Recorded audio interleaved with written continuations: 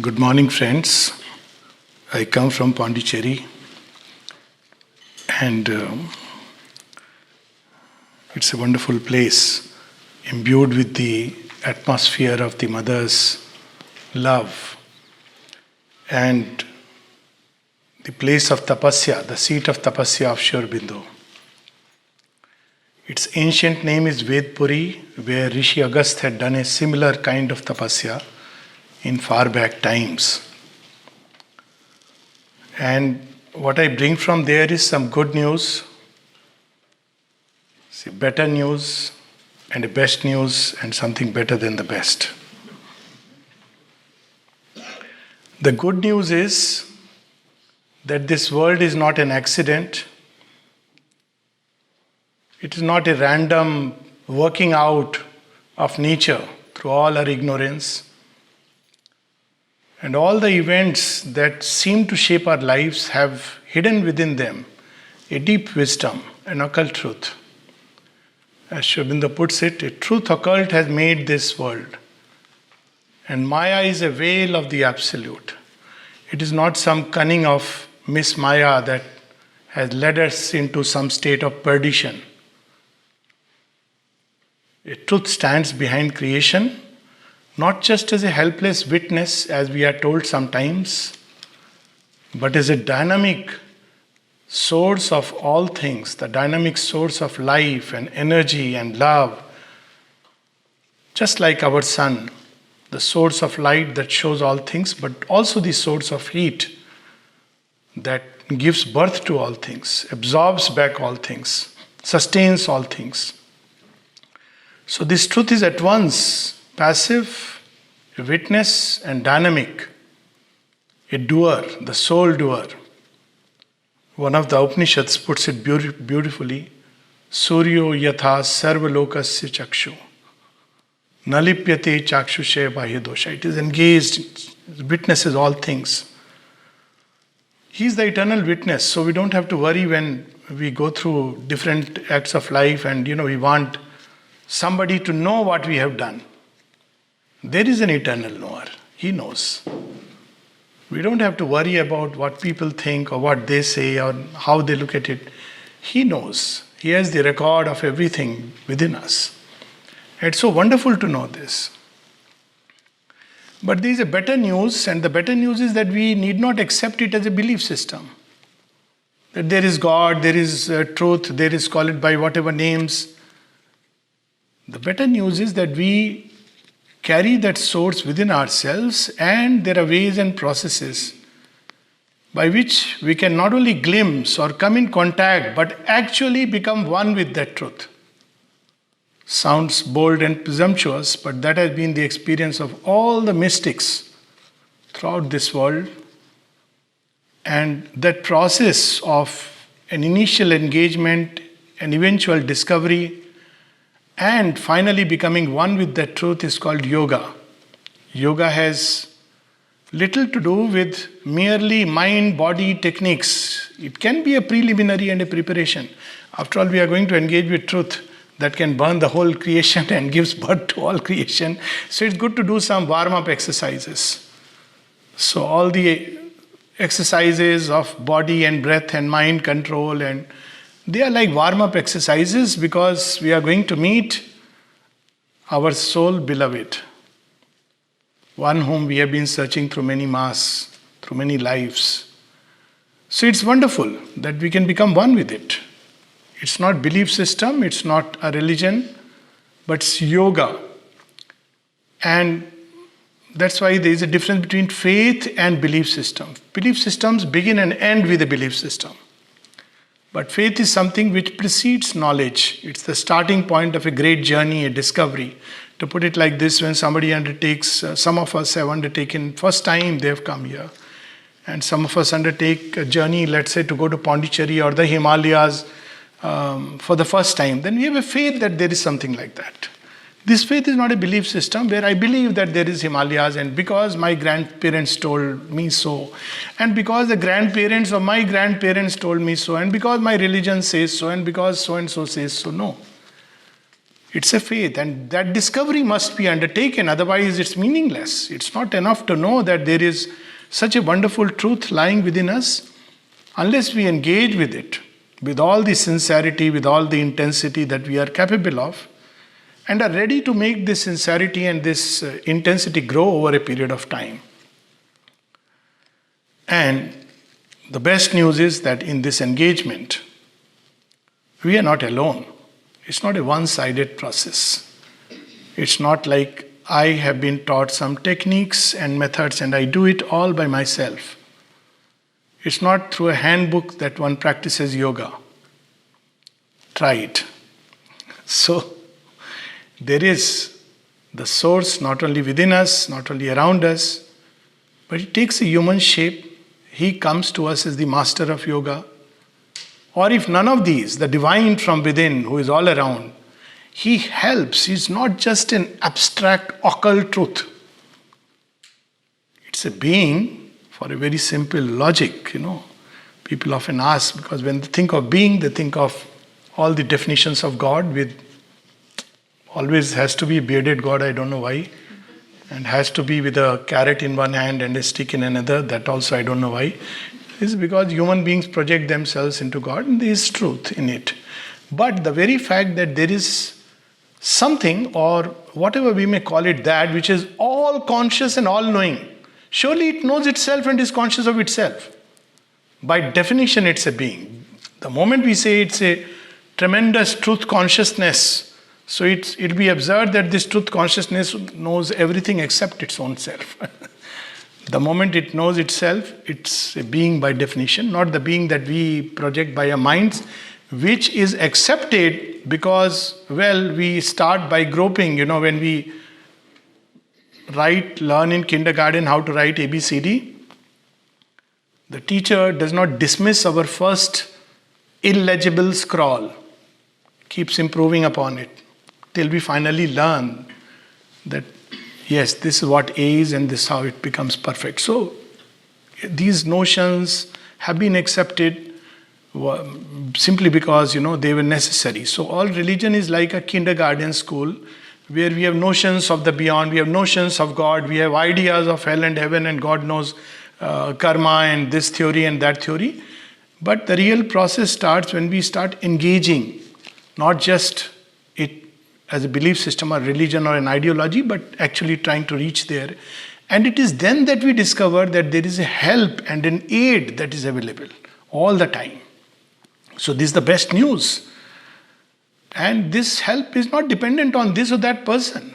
If we are really seeking for it, we must know for sure that that is also seeking for us. This is a very beautiful line from Sri Aurobindo's Synthesis of Yoga. He who chooses the infinite has been chosen by the infinite. So we may think that we decided to come first, but there is someone else who decided that, okay, now this fellow is ready, let's enroll. So that's the best news. Thus far, we know many mystic literature speak about it, at least some parts of it, some way or the other. Sri Aurobindo also speaks about it, but then truth for him is not just a witness, but a dynamic reality. Also, the yoga he speaks about is not just a partial yoga. Partial system of yoga is where a part of us glimpses something of that reality. The heart glimpses the secret beloved, and the mind, the source of all light, the supreme effulgence, the radiance, and the will in us discovers the master of all works, the soul doer. These are partial systems of yoga. Sri Aurobindo speaks of integral yoga, meaning thereby, why not a wholesale engagement? Why should we do in bits and parts? Imagine somebody loves us, or we love someone, and we give in bits and parts. That's not called self-giving. It doesn't lead to utter union. If you really want to engage with that truth, then it should be a completeness in it. And that completeness, to use one word, is integral yoga, without going into all the semantics, definitions, and details. It's a complete engagement with that reality, including the bodily engagement. Everything should be engaged in that discovery, because everything has come from that. But as I said, there is a still better news, if better than best there can be. And it is that this truth which is unfolding from within all things, this unfolding is called as evolution in biology because we don't see what is unfolding. But in spiritual science, it is called as manifestation because that is manifesting itself. So it has reached a critical point in the history of creation. And that point is now when something new is seeking to burst out, a new evolutionary energy which is trying to express itself. Before we talk a little bit about this new evolutionary energy, people have a problem when it is said that this creation is a manifestation of the divine. This truth which is there is not a harsh, bare reality. We often have this idea, truth. Truth is harsh, you can't take it. Those who have experienced truth will say truth is beautiful. It's the most beautiful without anything or person than anything else in the world. It's harmonious. It's blissful. And the moment we speak of that, the question arises, but this creation, where is beauty in it? Well, there is. Till man came, there was a lot of beauty. And even in man, we shouldn't demean man. Sublime impulses. Look at a mother not eating, not sleeping, because she's worried about her child. What kind of love is this? Even as human beings, there are beautiful things that stir us. You see, sometimes we are too much taken away with all the media stories. So you say, where is the new creation? New creation is everywhere. Wherever there is a heart, there is a new creation taking shape. Wherever there is a seeking, there is a new creation taking shape. Wherever there is an aspiration.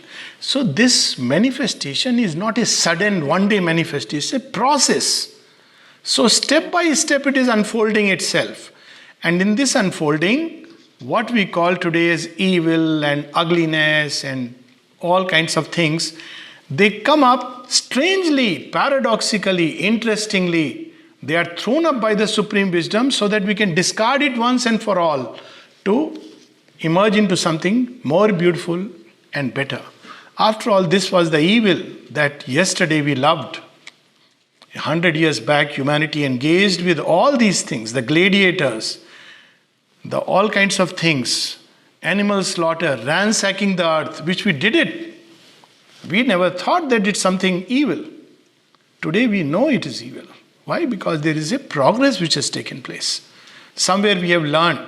Now, it's very interesting that this night, every time before, we can compare this whole new creation to the process of childbirth. So before every time there is something new which is going to come, there is a preceding event. So, in Indian mythology, it's like before Krishna there is Kansa, before Rama there is Ravana. So before Sri Aurobindo, there is not one but quite a few who came. And their names are legion. What are their names? Imperialism, Freudianism, biologically based communism. Why I am saying is because there is a divine communism, there is a truth in it. All these fellows came and declared by consensus that there is nothing like divine positivism. Good, it had a good turn to it. There were all kinds of things which came. And along with that, if you really look at, just make a search of the revolutions in various centuries, suddenly you will see that everything stops with the 18th century. 1700 middle, you see the age of revolution starts. Goes on till almost even now we feel the stirrings, only its nature has changed. What was happening before that? Was mankind sleeping? Perhaps it was. It had accepted a status quo. Things are the way they are for thousands of years. Women were where they were. The slaves were where they were. And we had all accepted those fixed positions for 1,000 years.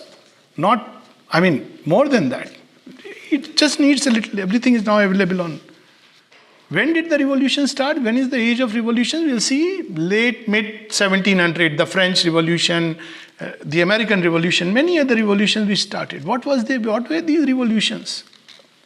They were preparing the soil. When a farmer, before he sows the seeds, the new creation seeds, he must till the soil. So it was a tilling of the human soil. Because if it remains in its comfort zones, what is called as tamas, it cannot conceive. It has to be ready for the blossom which is going to come, even before the seed is cast. So around that period, we see a preparation going on. And then there is this conception. Now, what is this conception? Who are the parents for this new creation? It is the soul and nature. They've been fighting for a long time. Sometimes the soul turns away from nature and says, I don't like you. I take divorce. So you have the otherworldly spirituality, Vedanta, of a certain kind, not the true Vedanta, not the original Vedanta of Sri Krishna, not the Vedanta of Bhishma, but the Vedanta as it came down, Mayavad, she is a bad lady, Maya, she has ensnared me, she has ruined my life, let me turn away from her into some state of moksha. The husband goes away. How will the lady conceive? Soul is the husband. That's the meaning of the Shivalinga, incidentally. Or else, nature revolted. You talk about spiritual things, moksha and this, that. I'm not going to leave you. So all kinds of snares. So a kind of relation developed between soul and nature, which was as if they were mutually antagonistic to each other. So mystics began to withdraw into caves. And their address was cave number 22, Himalayas. Cave number 33, till Coca-Cola found its way there also. I'm not joking. You go to Badrinath, you will see the world's highest tea stall. And you'll see a Coca-Cola and nature has its way. She says, wherever you go, I am not separate from you. You want to go to your parents' place? It's a reverse. I am going to catch you there. I'll make sure that you come back. So this uneasy compromise has been going on between the two with all the theories and various theories. But nature and soul are not too separate. They are not meant to be separate. They are meant to come together, harmonize, both to grow. You know how this growth takes place? That's why people say don't conceive, don't have a child very soon in marriage. There's a great truth in it. Prepare yourself, know each other, otherwise you will end up fighting. So, for a long time, now this is a child of new creation which has to come. So for a long time they are fighting, then they begin to reconcile. How people living together over 4 or 5 or 6 years. I have to say some of the things because there are a lot of youngsters, we have called them future mothers. So they must know it goes parallel. If you know spiritual life, you will know everything about every form of life. This I can tell you. Don't treat spirituality as something other than life. The same pattern. If you read that script, you can read all other scripts of creation. So then they prepare and then they start coming up. So there is the conception. How does it take place? Now parents are ready for the child. They start dreaming what this child should be. What do they want? So there is a dreaming phase going on. So we see various ideas, conceptions, Superman and ideas of Superman. Idea even of a new creation. And I was very happy to know, perhaps you may not know, in Greenville there is even a church called New Creation. Interesting. So there are ideas which have gone into this atmosphere. It's conceived as an idea. Before you have an actual conception of a child, it's conceived as an idea. It's also part of the preparation. So mind of the race, And then the child is conceived. And when the child is conceived, who knows? Nobody except the mother. And how is it known to others? Either the mother will tell or she will start throwing up abnormal manifestations. See, it happens not during pregnancy. All doctors know about it. Suddenly mothers begin to vomit. Her taste changes. She has never had salty things. She begins to like salty things. Blood pressures go up. Isn't it? It's a common knowledge. So what was happening in the last century, and we can see it even now, abnormal manifestations being thrown up by nature. If you read the Bhavishya Puran, It's one of those futuristic things in Indian thought. So it's very interesting that you can read it both ways. So people say, when Kali Yuga is going to be at its densest or the worst, you will see all kinds of abnormal things. Men will become like women and women will become like men. So when I read it, I said, this is not all that bad after all, Basically, what it means, if you really look at it, that all the patterns of the present and the past are broken up. All the fixed measures, that's what is happening. A woman's body is reorienting to something new that is going to come. And behind that also you see there's a tremendous logic of nature. She goes through all this. So when she is a child and she has to keep awake, she finds it very comfortable. After all that, these are, something new is coming. It's tumultuous. It's turbulent. It creates a change. So if we look at just around the time, the two great wars, what are they? They are vomitings from nature of all the malaise which was deep hid inside. The worst coming out, not only during the war, not only in the form of people fighting with each other, in the form of worst forms of diseases. Many people may be aware, more people died of flu in the First World War than of the actual weapons. All this was going on. Convulsions of the earth. Sri Aurobindo speaks of that. The last dying spasms of the earth shall shake the nations, and when that has passed, earth, vast of its ills, shall raise a fairer brow. So it's a cleansing process. In Savitri there is a line, a seed shall be sown in dread's tremendous hour. In the midnight, the seed is sown when all this tumult is going on. And why this tumult is necessary? Because, see what happens as a result of First World War. Suddenly human beings confronted themselves more than anybody else. We can be so horrible, we can destroy, we were on the verge of finishing everything. So, let's come together. So there was a farcical thing called League of Nations. But it was a, farcical today, but at least a step. People want to come together. Mooted by America, something very nice. People often forget the beautiful side of history. Then there is another convulsion, followed by United Nations organization. Now we know that, it's not perfect, it's not adequate, but we can equally say that it's a child which is going to grow up. So more and more the world started coming together, engaging not just in war, but in something more beautiful, because they realized that, it can create life miserable. So these were the abnormal manifestations. The number of people going mad. I'm a psychiatrist by profession. And I can tell you that there is a sizable number of people, I'm not saying all, who look like they are going through madness, but they are going through a deep existential angst. Please don't take it as, an invitation and start writing to me for cure, and I get these letters and I don't know what to say, because it's not like, suddenly you write a letter and I send a magic miracle air. It's a serious thing. But more and more I observe there are terms which are coming up, existential crisis, and it was all these things which we continue to see now. Men trying to become women, women trying to become men, gender neutrality.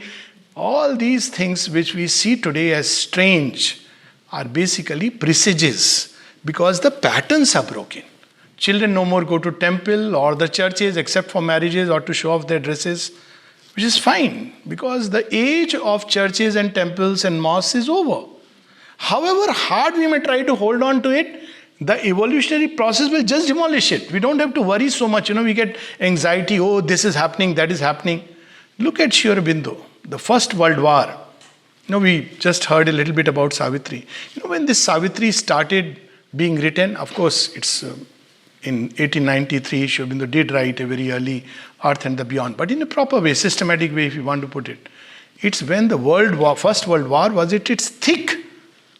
What was Sri Aurobindo seeing in that darkness? We become cynics looking at life around us.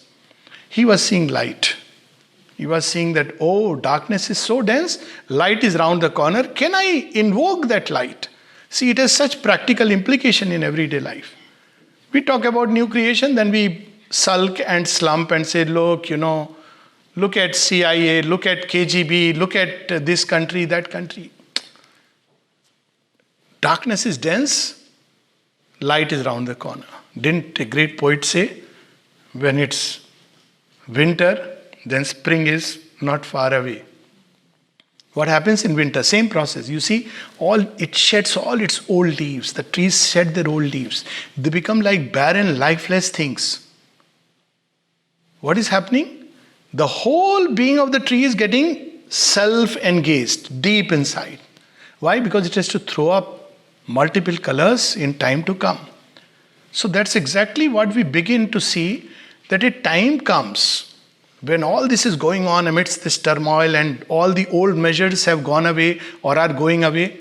In the Western context here, there were flower children and baby boomers and all kinds of things.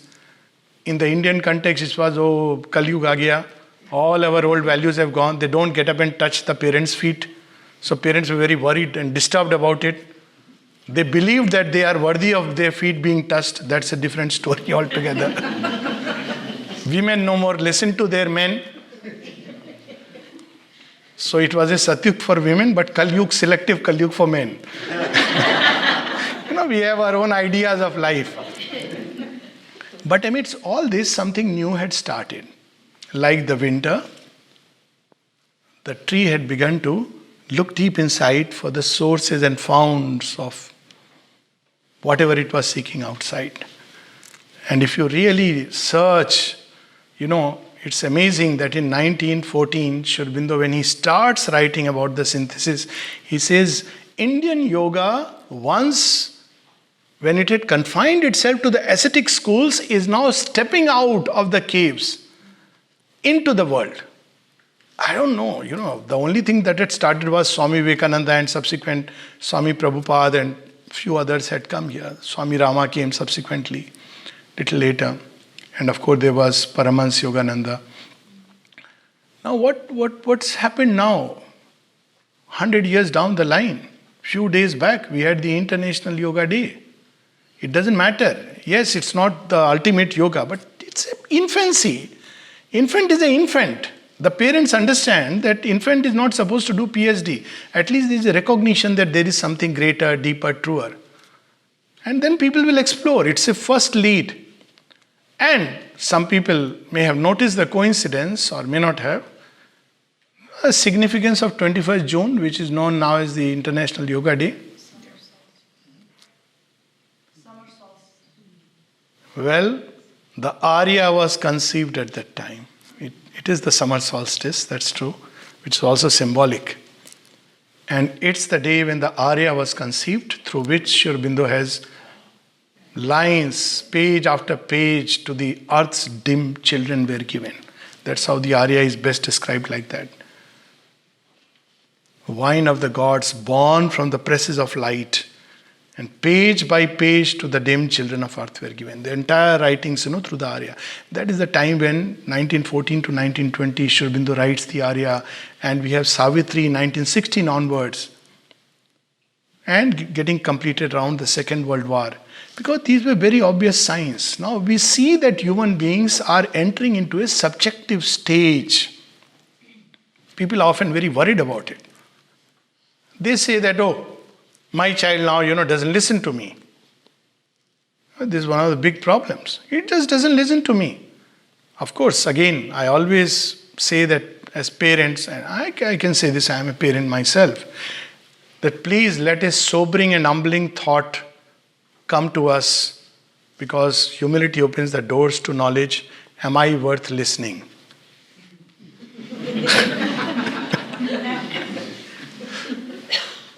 Maybe I'm disconnected.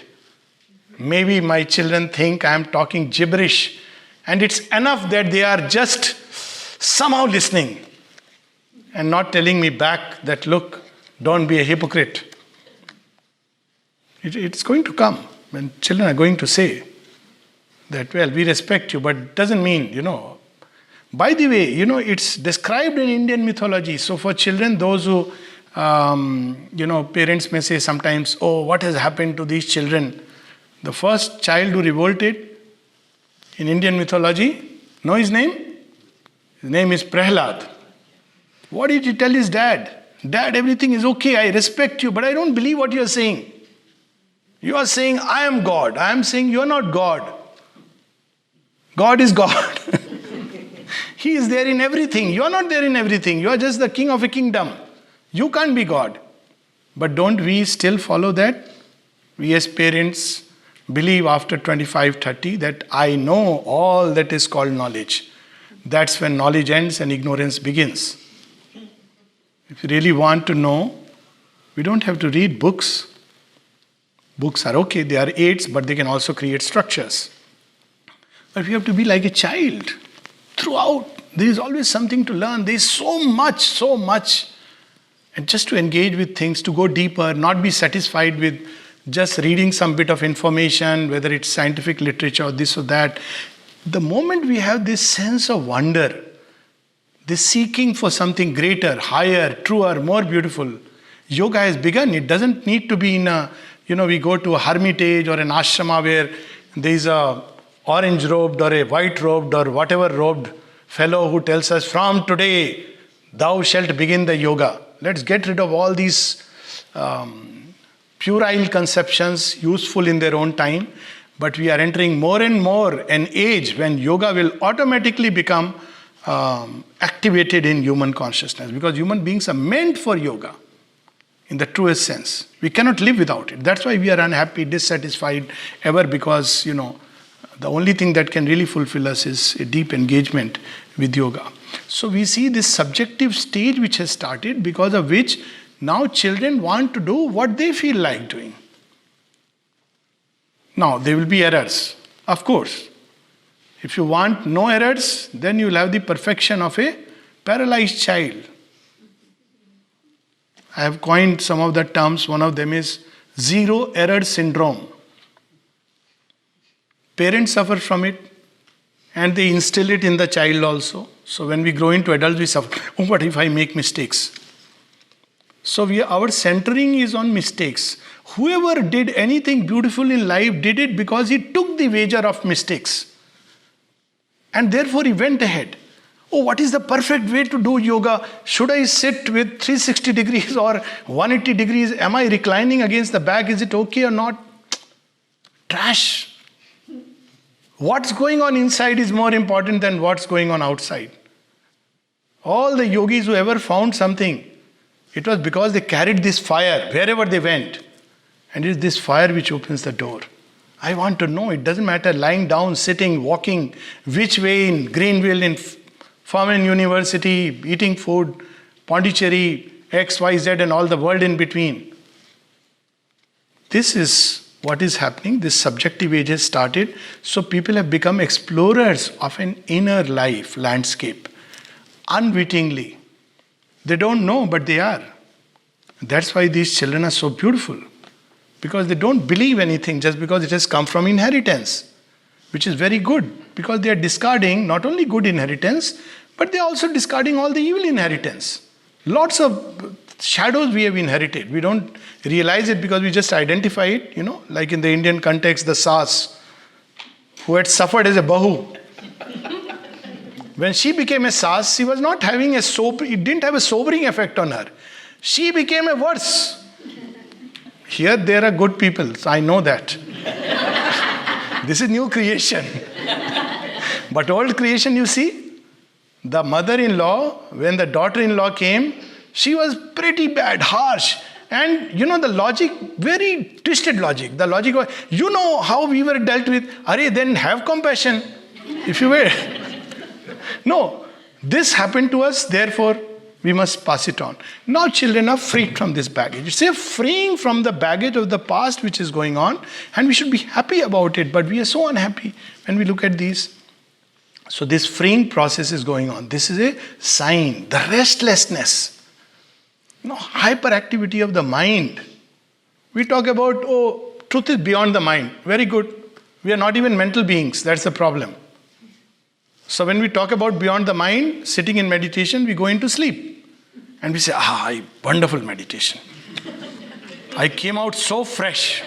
Of course, you sleep and you will be fresh. As long as you don't snore and disturb somebody else's sleep. So, there's a joke about it that two people, two friends used to go to place of meditation. And, one of the friends was very impressed by the other fellow. He comes, closes the eyes, 2 hours he's meditating.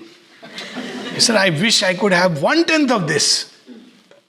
One day, this friend just won't get up. He said, now, this is samadhi. So for another half an hour, he waited. What to do? Now, ultimately, your survival instincts take the better of samadhi. So he gently nudged him. I'm sorry, to bring you out of that high state, but, oh, is it? Everybody has gone? I had a wonderful sleep today. So let's not mistake meditation with closing the eyes. Let's not mistake it with, because when the mind is in a state of tamas, this is what happens. When somebody came to Swami Vivekananda and said, I'll renounce everything. I want to renounce everything. So what was Swami Vivekananda's reply? What do you have that you will renounce? Go and earn 1 lakh rupees, then talk about renunciation.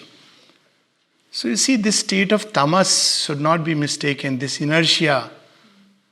This is not, immediately, the moment we talk about, I remember in Air Force days when I would go up and down a lift. Early morning we used to go to a center to do some work. And in the lift I would meet sometimes some of my friends, so one of the Air Force officers. So you go every morning? I said, yeah, where do you go? He said, there is a Sri Aurobindo center here. Oh, you do yoga there? Now I know what he's going to ask. Thankfully it was only the lift. So I didn't have to answer much. I just nodded and came out. What kind of yoga? What exercises do they teach? This yoga is about inner exercises. It's not about outer exercise. The inner exercises, try doing topsy-turvy, sirsasana and see what happens. We are looking at the world with inverted eyes. And when we correct itself, we say it's sirsasana.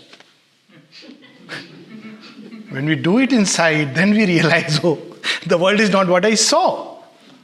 This is called reversal of consciousness. When we touch even a little fragment of truth, the whole consciousness reverses.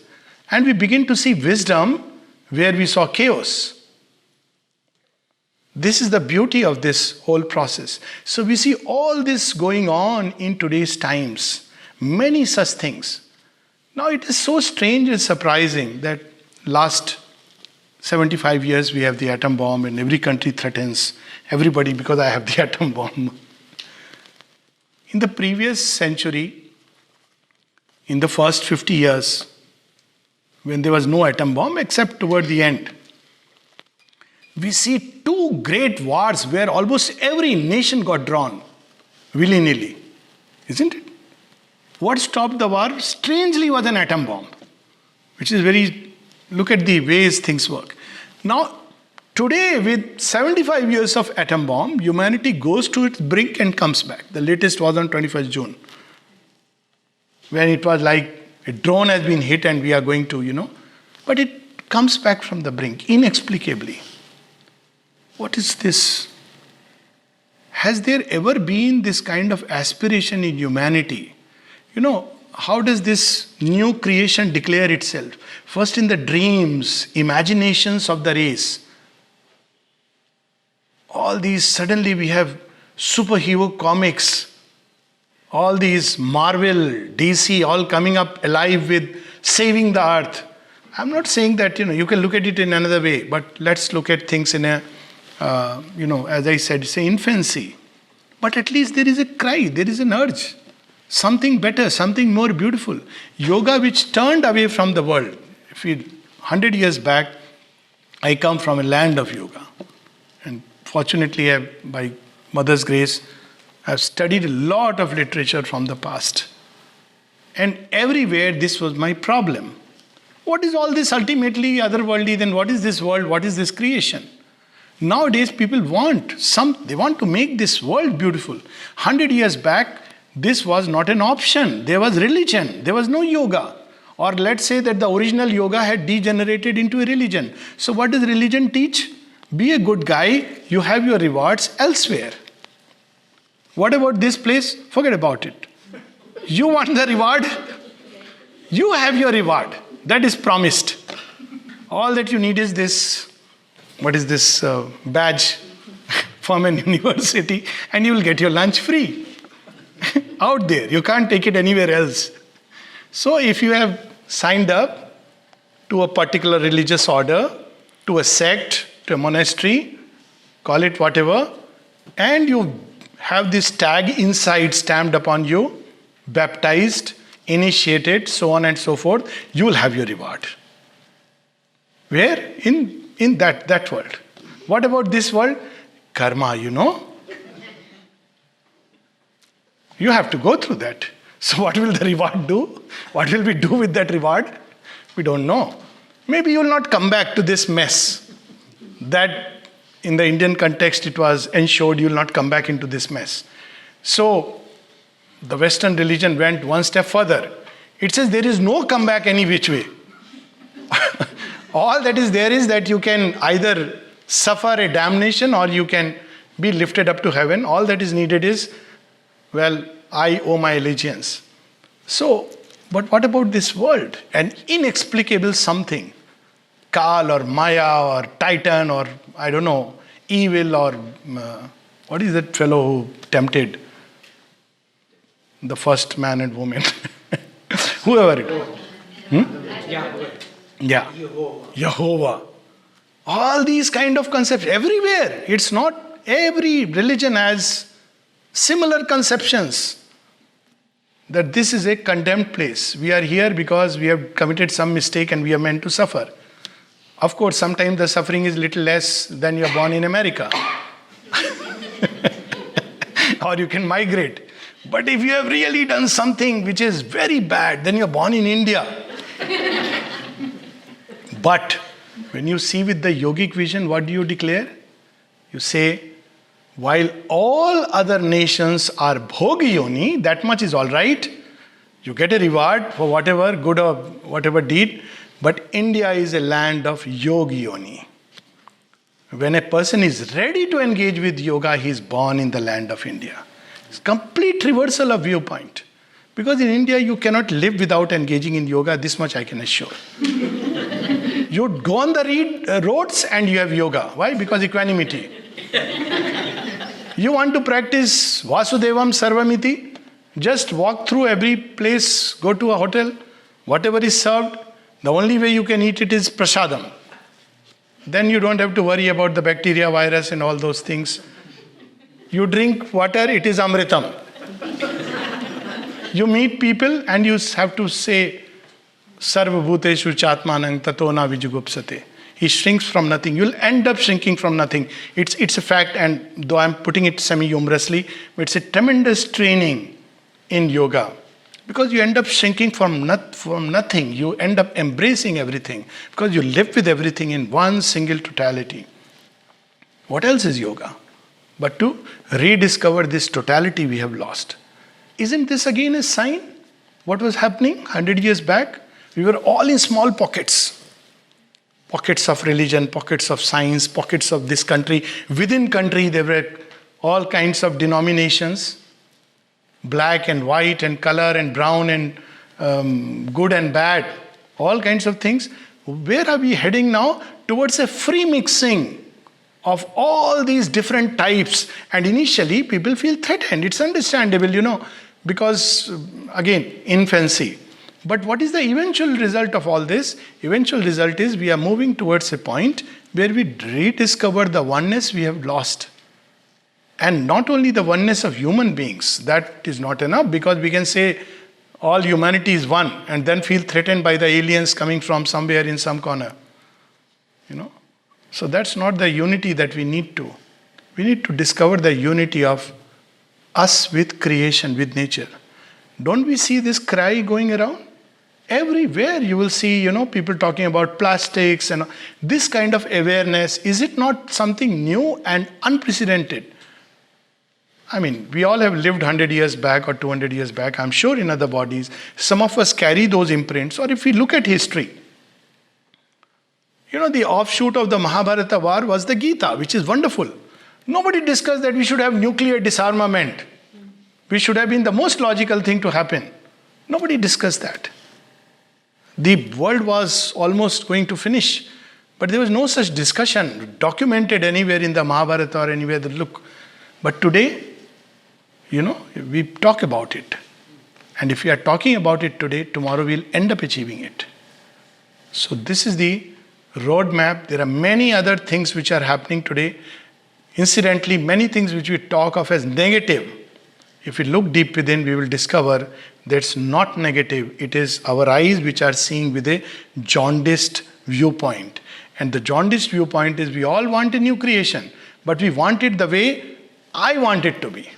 And in that new creation, I as a parent or whatever should be at the center of things. We as human beings should be at the center of things. Excuse me, but we start from the very first premise. It's not human or this or that who is at the center. At the center there is truth. And we are living in an age of truth.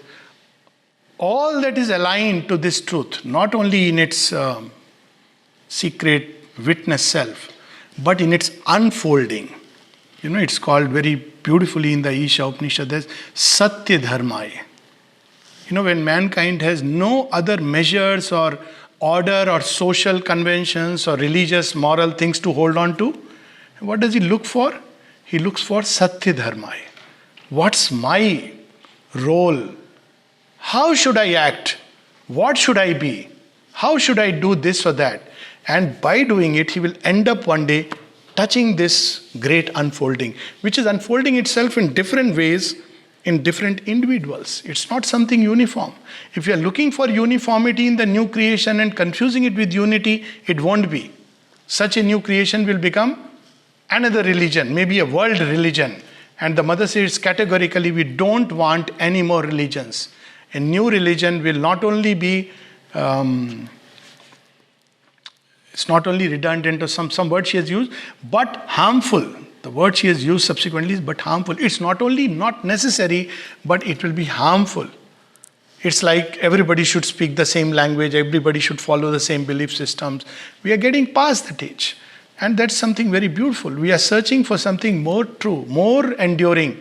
A basis of unity has never searched before. What was the basis of unity? I know, I have seen this transition. I don't know, some of us may have seen it or not, but 50 years down the line, the only woman I could dream of marrying was from my caste.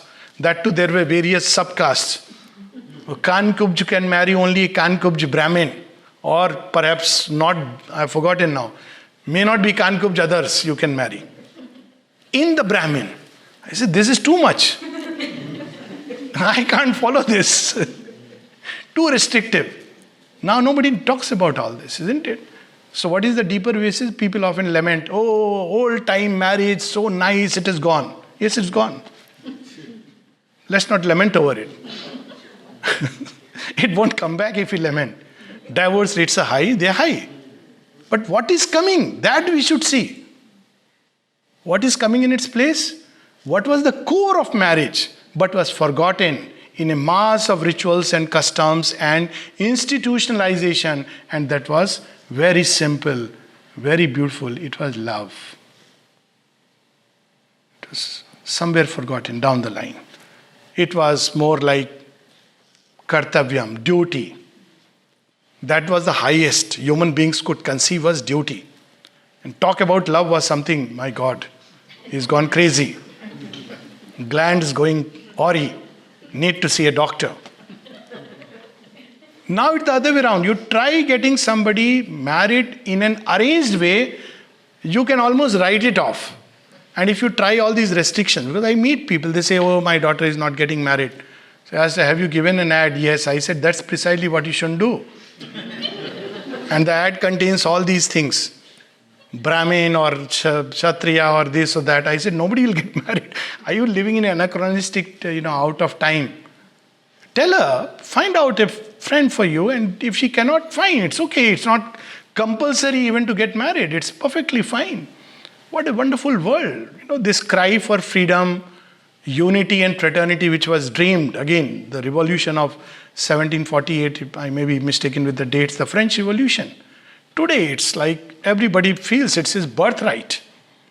And those were the days when they were kings and you can't, the revolution failed. Actually, it failed in a certain sense. But it left the idea imprinted upon the mind of the race, and that idea is taking fruit now. Everybody wants freedom from everybody else. And we feel bad about it. But 200 years back, we dreamed about it. Of course, it's not the true freedom. So, people say, oh, this is not the true freedom. Of course, it's not the true freedom.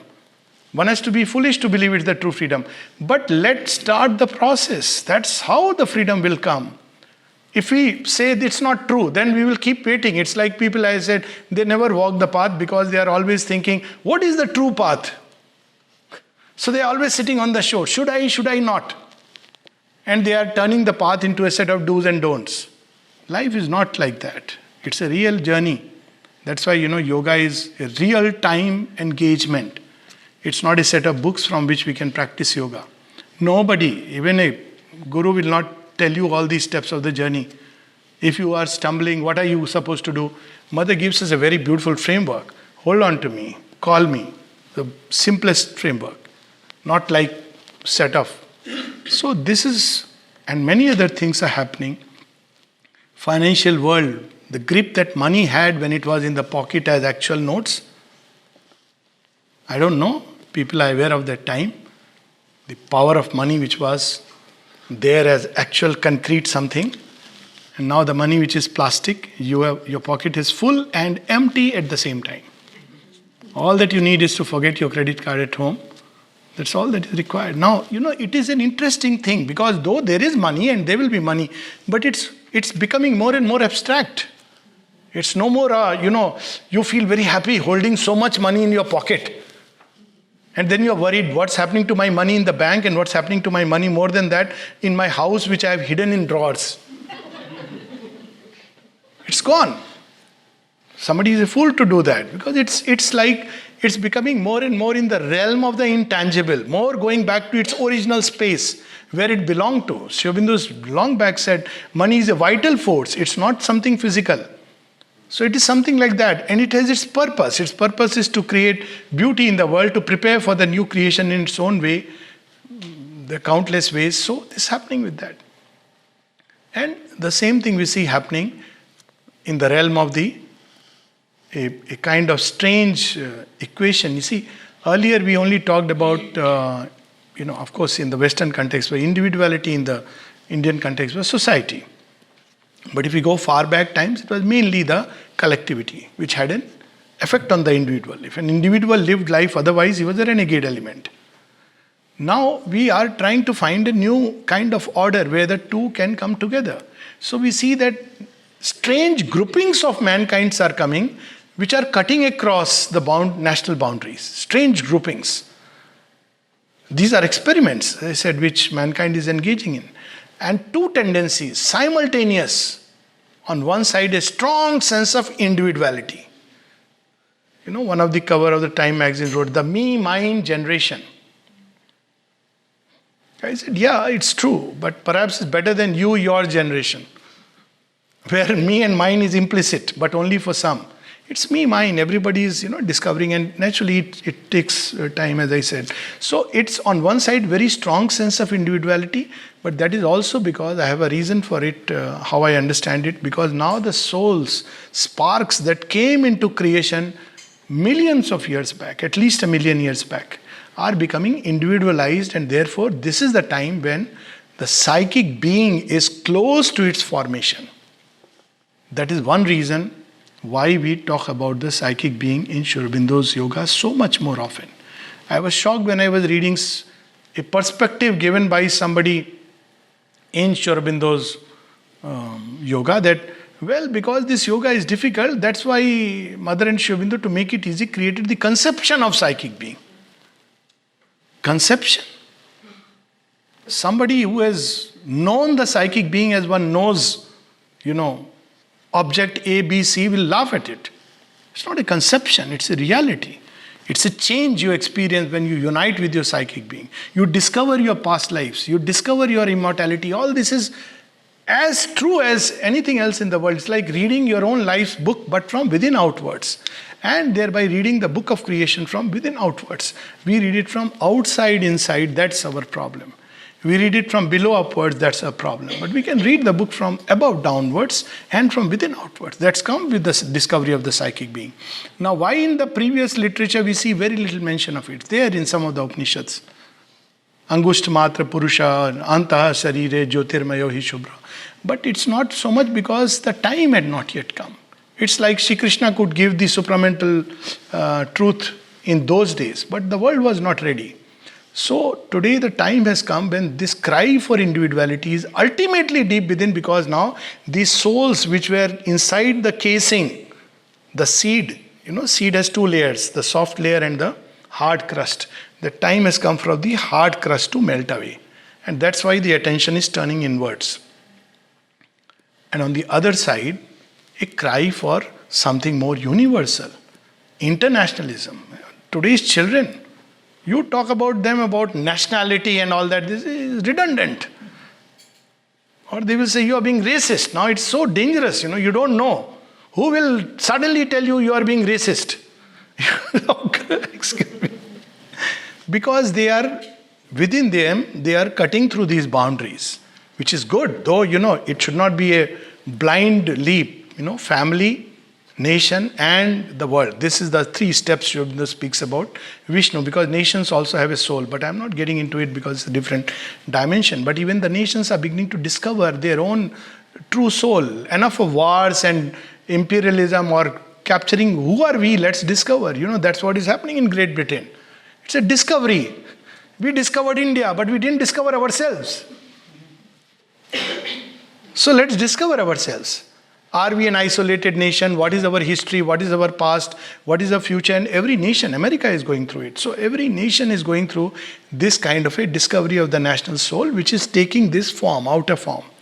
But in children also, there is a cry for internationalism, for something more wider, global, having pizza for breakfast and dal makhni in the lunch and idli sambar at night. So this is the world we are living in. I must say, it's going to be beautiful. It's going to be beautiful because what is behind this world, very simple logic, is beauty and truth and bliss. What is at the core will come out at the end. Small little story and some lines from Savitri with which we end. So the story is that a farmer is every day putting water in the soil. Years pass by. And people ask, nothing is coming out. Are you sure there is something out there? He says, yes. How are you sure? Hari Baba, I have put it inside. I know how it will come, when it will come. Something which takes long to emerge, but grows very fast. That's why you see, yoga can be understood simply by observing nature. Anybody, any guess? What is that plant? Let me end with a riddle. Not plant, but let me not disclose it fully. But something which takes long to emerge, but the moment it emerges, goes very fast. And to complete the riddle, is used by Krishna for his flute.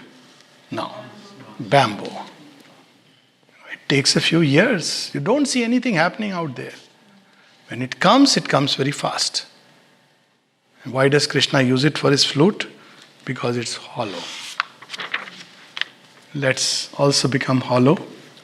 Not hollow in the way of hollow man, but free from the ego, and we'll see this emergence. Let me close with these lines from Savitri. It's every line is magnificent, but in times when we easily despair, Sri Aurobindo gives us, as always, hope. And the hope comes from the truth that is hidden behind. We don't have to go by whatever we see. If at the seed of creation there is devil, devil will come out. But if at the seed of creation there is divine, eventually its end is going to be divine. Page 600. But Maya is a veil of the absolute. A truth occult has made this mighty world.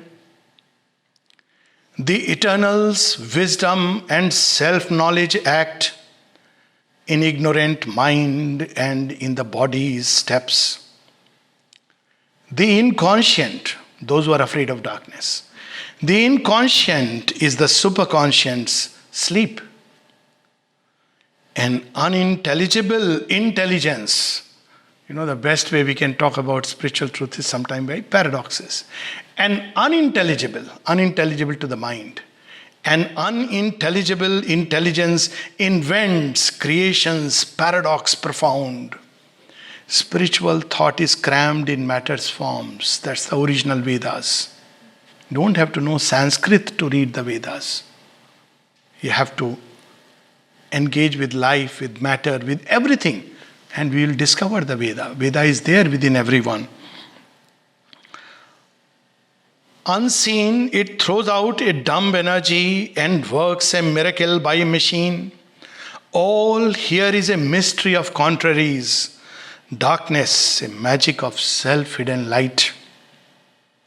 Suffering, some secret rapture's tragic mask, because it wants to take us to greater joy. So that limited joy must one day be taken away. Just like parents snatch away the little toy, but they have decided to send the child to school. Why? Because he can play with real stuff. And death, an instrument of perpetual life. Although death walks beside us on life's road, a dim bystander at the body's start, and a last judgment on man's futile works. Other is the riddle of its ambiguous face. Death is a stair, a door, a stumbling stride. This soul must take to cross from birth to birth, a grey defeat pregnant with victory, a whip to lash us towards a deathless state.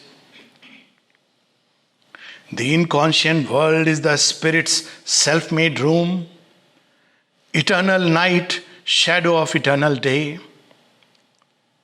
Now come the master line. Night is not our beginning, nor our end.